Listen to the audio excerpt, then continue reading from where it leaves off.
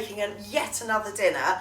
And tonight, Andrew's actually ordered something in that's a little bit different, a little bit special. He ordered like this, it's like a beef kind of roasting joint, but you can do different things with it. You can chop it up into steaks, or you can just cook it as is. He's going to talk to you a little bit more about it in a sec. I wanted to do the unboxing of it. You are going to do a big unveiling because it's something. They actually, this same brand sells a steak, 2 steaks in Waitrose. It's called Juicy Marbles, but this is the same brand, but they're doing something different now. So we are quite excited to try it out. And let me hand you over to Andrew, who wants to do the big unveiling. But before we do that, you're looking very lovely again tonight, Judy. Oh, thank you. I know. That's very kind of you to say, darling. I know. I've got this dress. I actually bought this a few years back, and I forgot I had it, and I rediscovered it a couple of weeks ago. I've actually had a few compliments on it, but it's from Topshop, which don't exist anymore. So now I feel like it's vintage. Well, it is vintage because it's got a bit of a 60s vibe. What's the street in London? It's Carnaby Street. Carnaby Street. Maybe I need to be strolling down Carnaby Street. I kind of feel I should have dressed up a bit more like Austin Powers. That's all right. You look gorgeous as you are. I know. You don't need to be Austin Powers, baby. Okay. All right. So shall we do the unboxing? Go on then. Let's do it. Okay. So we ordered some stuff online from a company, a distributor of vegan foods, and it came in a Christmas bundle.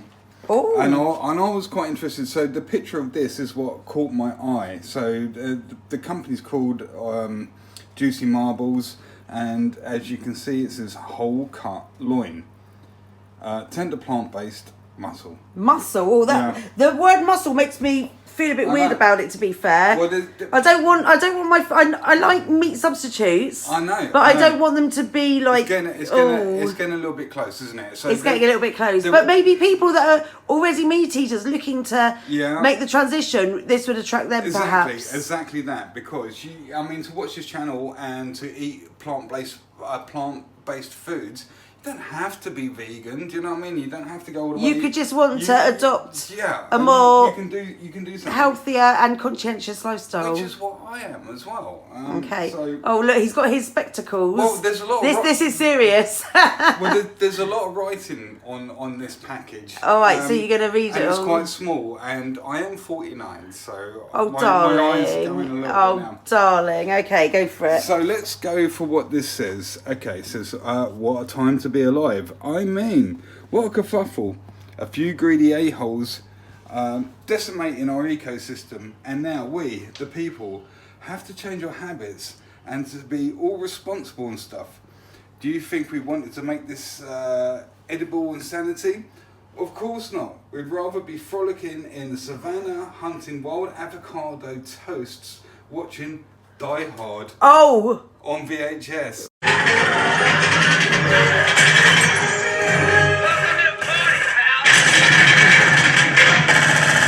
Wow, we've only got it on DVD. Yeah. Okay. But yeah, mentions Die Hard. Love that. It's got my interest straight away. Love that. Just like our ancestors, but instead we got the metaverse and single-use coffee pods. We got tricked into worshipping the grind and paying a week's salary for a bag of pistachios. We got tiny pockets on women's jeans and species collapse. We didn't want any of that. We didn't want trickle-down economics or fashion to be this fast. We certainly didn't ask for unlimited access to everyone's thoughts all the time or rent. So you see, we've created an absurd society. This is why we, Juicy Marbles, allowed ourselves to create an absurd piece of plant meat. It's big, it's offensive, it can feed a party of 6, and it might not save the world, but at least it's delicious. Ooh. Sorry, that's the best we can do. Bon appetit. Okay. But it doesn't finish there. There's more writing on the side. Goodness. Somebody's gone right into one on this. So, greetings from the Surreal Kitchen. Okay? Marbles meats aren't grown in a lab. 3D printed or made with shady chemicals. We're just channeling the energy of a large-cheeked grandma with a profoundly vast knowledge of physics. An innate desire to feed all living, breathing creatures. She has fluffy purple hair. She is small, but sturdy. She wants you to enjoy your food and be healthy. And you know, Grandma doesn't bring that 80s idea of health, which tasted as if the colour beige somehow became safe for human consumption. No, she brings the house down. Nobody knows how she can make you feel so cosy and yet so nourished. Her ways are unattainable for mere mortals. That is a lot of words. That is a lot of words. But despite all those words, what it doesn't have on the box is cooking instructions. I've had to Google those, which is quite bizarre, but... Should we get it open, babes? We should get it open. Come on, let's get it open and have a look. But just quickly before we do that, just a tiny little bit more reading. The ingredients are water, soy protein, concentrate, which is 27%, sunflower oil, natural flavours, red beet juice, concentrate. That'll be for the colour. Carrageenan, methyl cellulose and vitamin B12. Okay. Which is quite important for vegans. Okay. Let's do this. Let's get it Let's see what it looks like. Yeah. Now we've spoken quite a lot about the wording on the pack. Let me get the glasses off because I can't see properly. So, it does look scarily like a piece of meat, doesn't it? Oh, yeah, it really does. So, I'm not sure the best way to open this. Do you want me to do it? No, what? No. I'll just leave it down like that and just saw the end off. Right. Okay. Let's just get this. I'm going to take a bit of the sliver off the end and then. I didn't mean through the meat, but thing. But anyway, there we are. I wanted to get a little piece off the side anyway. So yeah, I probably did it the wrong way around, but that does look very scarily like a piece of meat. It really does. It's got all the veins in it that you normally see. Ooh. I mean, some people argue, you know, why do vegans need some sort of like meat substitute or something like that? But I'm saying, like, you know, why not? I mean, it's not hurting anybody, is it? I mean, there's no reason why you can't treat a vegetable like a piece of meat, like ribs or something like that, and you can put the same sort of stuff on there. Well, what a lot of people like to say when you ask that sort of question is that a meat substitute, you could liken it to a dildo, looks the same, feels the same, no one gets hurt. You know, when I upload these videos, you know, I have to make it PG. Yeah, is it suitable for children? Yeah, so they don't know what a dildo is. We're gonna. I mean, I don't know what a dildo is. Okay, so that's what it looks like as a cross section, and then that's the little bit you've cut off. Apparently, you can eat this raw, but you can also cook it. Well, so let's try a little bit of it. Are you going to have a little? It looks a bit like corned beef to me. Do you know what? It tastes a hell of a lot like corned beef. I'm going to have to try. I'm going to have to try a little bit, I think. It tastes just like corned beef. Oh, it really does. It really does. Okay, babe. We've been chatting on for quite a few minutes about this. So why don't we have a look and see what I'm going to do with it? Okay. Before we do that, I want to take a little piece off because I want to do something with it, and then we're going to roast the rest of the joint because I'm going to try and fry a little bit of this off. So I'm just going to take about a centimetre of it. Ooh. I mean, it cuts up. This one's frozen, so we have had it to frosting since we got it about 24 hours ago. So there we go. All right, so let's see what we're going to do with it. Okay, so what I'm going to do with the remainder of this loin is I'm doing a mustard and herb crusted roasting joint. So very simply, what I've got on this plate is a combination of some chopped herbs. So I've done some thyme, dill, parsley and basil, and I've also got some onion powder and garlic powder on there. I've got the joint, I've got some Dijon mustard. So what I'm going to do, I'm going to sort of spread the Dijon mustard over it, which will act as a kind of sticky substance, which I'm hoping, if this works how I imagine it will work, the herbs are going to stick to this. Okay, so we're just rub it on there. This should hopefully only take mere moments to do. Oh, quite a lot of mustard there. That's all good. That's all good. Right, so now I'm kind of going to roll this in the herbs. And hopefully it will pick up. Oh, yeah, like that. That looks pretty good. I'll just get some of the remaining stuff and just kind of tap it on there, filling up the little gaps, like so. Now, this is loosely based on something I found on their website. They had a similar kind of recipe, so I've adapted it slightly, but it did say that it needs to cook for about 15 to 18 minutes, which I thought sounded like a very short amount of time. I figured it might need longer than that. So we are going to put it in for about that time. I'm going to check on it, and if I feel like it needs to be cooked longer, I will cook it longer. But to be honest, I don't really know what I'm looking for. So it's all going to be a bit of a winging it thing. It's going to go on some baking parchment, not barking parchment, in a tin. That's going to go in the oven. Let's see what it looks like. Do you know what? It looks really good already. But you don't want to eat it like that though. Let's actually cook it first. Okay, so everything's in the oven, but I just wanted to talk about the other thing that we bought from the same company, which is a bit of a revolution, I must say, because vegan Yorkshire puddings are a thing that don't really exist commercially in any supermarkets. This is like an online only purchase. Now, I do tend to make my own Yorkshire puddings and quite a lot. They're really good. And they're pretty decent, but they're not exactly the same as normal Yorkshire puddings. So I'm really interested to see. So this company is called Cherub.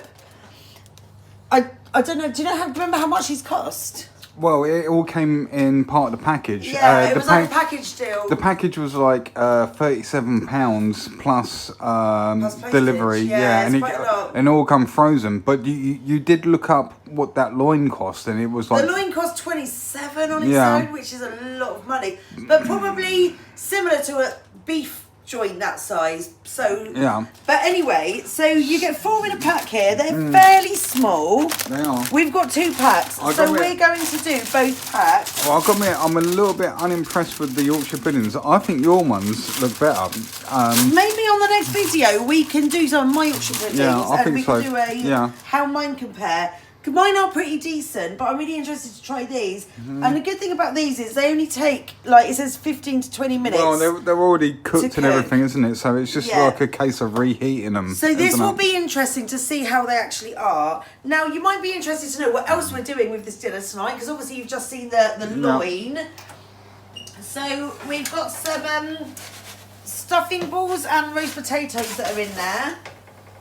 We've also got the loin, partially cooked, and we've got a cauliflower, broccoli and carrot cheese, not just a cauliflower cheese. And the reason why is that we got a cauliflower, when we cut it open we realised it was tiny, there was hardly any florets on it, so I threw some other vegetables in there just to like bulk it out. So let's put these back in, and what I'm going to do is I'm actually just going to put these on the same tray with the loin. Okay. So hopefully, I mean, it should be a similar cooking time.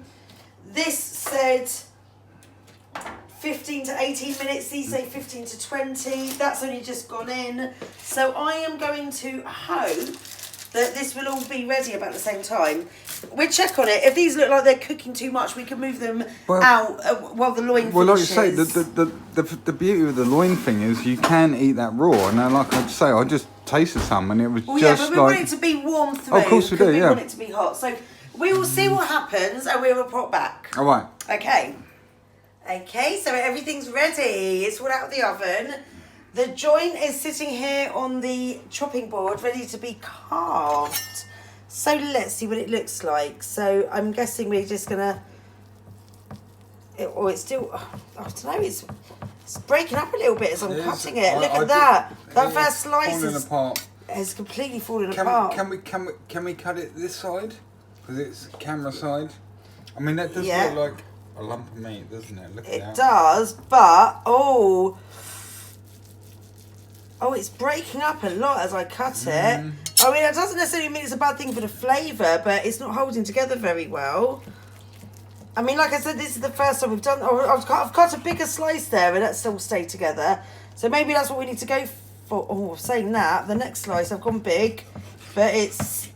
So it is breaking apart a little bit, to be fair, this one. But then again, we've roasted it, haven't we? So I'm sure... Oh, you should be able to slice it once you've roasted it. What are you going to do? Eat it whole once you've roasted it?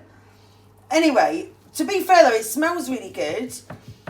And it looks pretty good, as in like the colour and the texture and everything inside. So we're happy with that, but it has just fallen apart slightly. Yeah. Okay. But that's not the end of the world.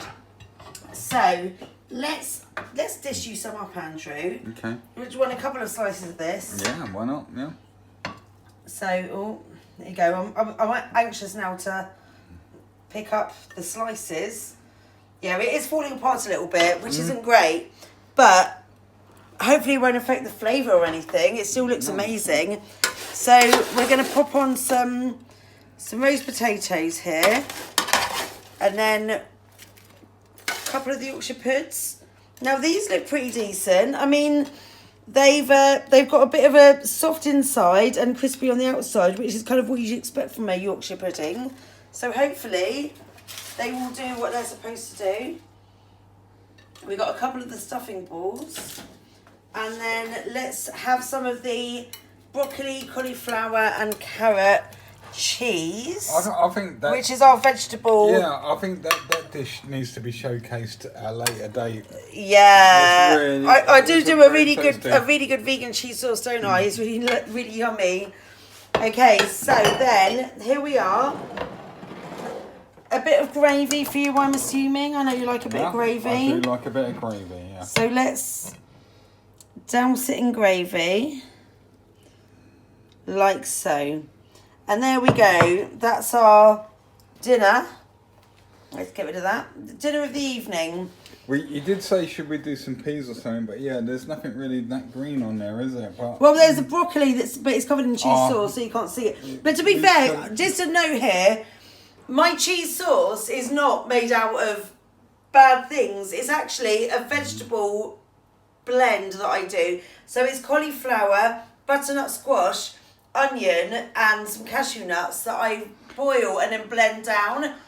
So the cheese sauce on that is all packed full of nutrition, as well as everything else. Then next time I think we should do a showcase of that. Yeah. Okay, we can do that next time. Yeah. That's absolutely fine, darling. Maybe not next time, but over the next week or so. So are we going to watch Die Hard again? Well, I feel like we did fall asleep towards the end, so maybe we should like skip through it and then watch what we missed. Well, we're getting a little bit older. It takes us about 2 or 3 nights to watch the whole film, doesn't it? Oh my God. Can you relate, viewers? Can you relate? Does anyone else do the same as us? You think, yeah, let's watch this, and then before you know it, you're like, oh, you get all comfy, cozy, you have a snuggle up on the sofa with a blanket, and you snuggle in, and then the next thing you know, it's time to go to bed, and you've missed the end of the film. You're being shaken. Hopefully it's not just us, and we're not just weirdos. Yeah, you're being shaken up. It's like 11 o'clock. And Judy, we need to go to bed. Oh, okay. You've already been asleep for 2 hours. Oh. Let's have a go. Okay. All right.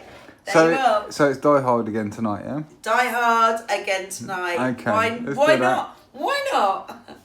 Oh, just before we finish off. Yeah. I forgot to mention, so on the packaging for the beef loin, there was a lot of wordage on there, wasn't there? Wordage. It's a good word. Is it a word? Probably not, but it might as well be. But there was also a lot of picturage on there. Yes. Let's have a look at the picturage. There you go. So there was a versatile and easy, and a picture of it being cut up without it breaking up. But there is that. But then the picturage. Oh, the cartoon sort of images. So it's got this. They've obviously got some good cartoonists. It's got a cool cat with like some Donald and Soul sunglasses on and like a pork pie trilby hat. And then it's okay to be a little bit naughty. Big mistakes. And then look, there's a Pink Floyd poster there that he's chilling out to.